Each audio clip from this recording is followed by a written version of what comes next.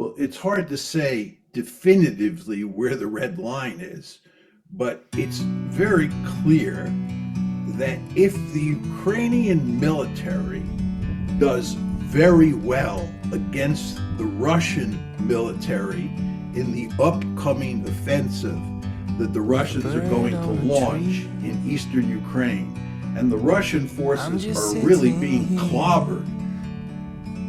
I got time, it's clear to see, by all these Ukrainian drones and Javelin missiles and so forth and so on, and that all this Western intelligence that's being provided to the Ukrainians is a huge force multiplier. If the Russian military begins to fall apart, I think you're then going to be in a very dangerous situation.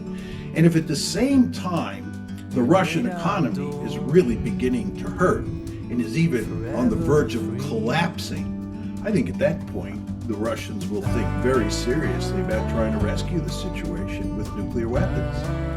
Again, I'm not saying that's likely, but I believe the West is playing with fire here.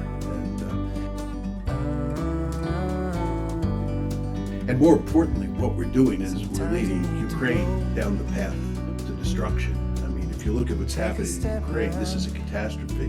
And I've argued from the beginning distance you can tell.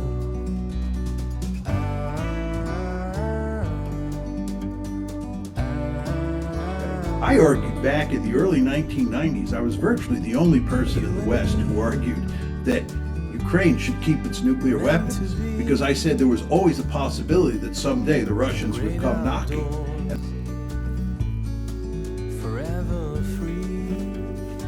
And those nuclear weapons would be an excellent deterrent, as every Indian watching this show fully understands. But the West foolishly made Ukraine give up its nuclear weapons.